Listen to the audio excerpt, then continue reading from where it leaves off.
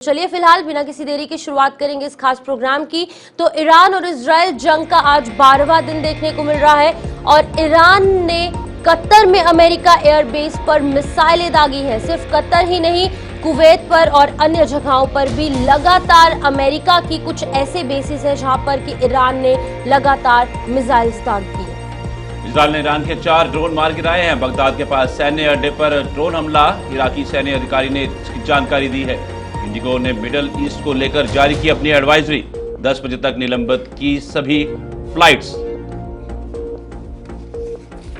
तो बिल्कुल यहाँ पर आपको बताते चले कि जिस तरीके से ईरान और इजराइल के बीच में लगातार युद्ध जो है वो देखने को मिल रहा था, 12वां दिन है आज और कुछ एक जगहों पर अमेरिका के भी कल देर रात को अटैक हुए हैं।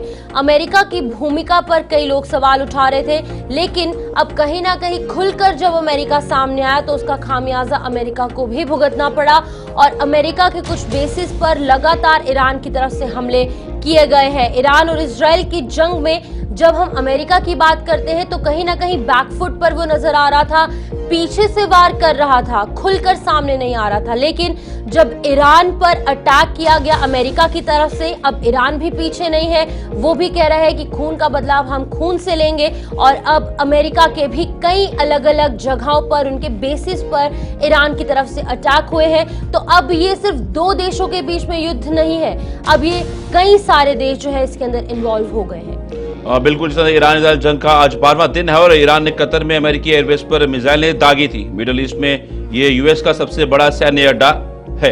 इजराइल ने ईरान के 4 ड्रोन भी मार गिराए। बगदाद के पास सैन्य अड्डे पर ड्रोन हमला हुआ, इराकी सैन्य अधिकारी ने इसकी जानकारी दी। इंडिगो ने मिडल ईस्ट को लेकर अपनी एडवाइजरी जारी की, जिसमें 10 बजे तक अपनी सभी फ्लाइट्स को निलंबित कर दिया गया। अपने में अहम ये बात हो जाती है कि अब जिस तरीके से मध्यस्थता बनने की उम्मीद जो जग रही थी वो कहां तक सही रहेगी। इसमें बड़ी खबर, इंडिगो ने मिडिल ईस्ट को लेकर अपनी एडवाइजरी जारी की है, 10 बजे तक निलंबित की है सभी अपनी फ्लाइट्स।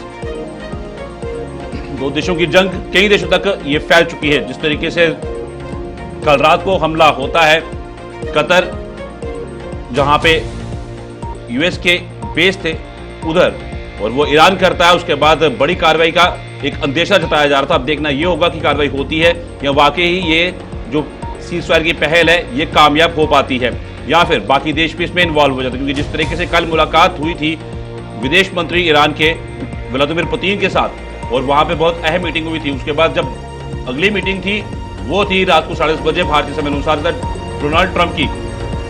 वो कितने अहम फैसले सामने आए हैं वो अब देखने वाली बात रहेगी। उस पर उसके बाद जब हमले होते हैं तो फिर ये क्या रूप ले सकता है, क्या विकराल रूप ये ले सकता है या प्रॉक्सी वॉर तक ही सीमित रहेगा, तो ये बहुत से अहम सवाल रहेंगे इस युद्ध को लेकर।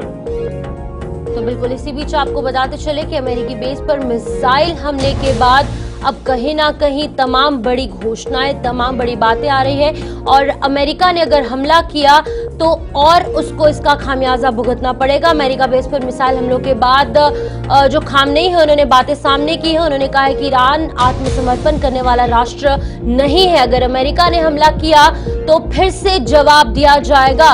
ये ईरान की लीडरशिप द्वारा कहा जा रहा है। उन्होंने कहा है खामेनेई ने कि ईरान किसी के सामने झुकने वाला नहीं है, खून का बदला खून से लिया जाएगा और अगर ईरान पर फिर से मिसाइलें दागी गई या फिर किसी भी तरीके से हमला किया गया, चाहे वो अमेरिका है चाहे वो इजराइल है, तो ईरान अब चुप बैठने वालों में से नहीं है। ये पुराना ईरान नहीं है जो पहले भी हम देख रहे हैं। ये 5 साल से लड़ाई जारी है साहिल, ये आज की लड़ाई नहीं है, 2020 की लड़ाई है और आज 5 साल बाद भी लगातार जारी है। और अब सबसे बड़ी बात यह है कि क्या ये वर्ल्ड वॉर 3 के संदेश हो सकते थे, इसलिए मैंने कहा क्योंकि अब कहीं ना कहीं सीज़फायर जो है उसकी घोषणा हो चुकी है। अगले 6 घंटे के अंदर ये प्रभावी तौर से देखने को मिलेगा और 24 घंटे के अंदर पूर्ण रूप से युद्ध पर फुल स्टॉप लग जाएगा।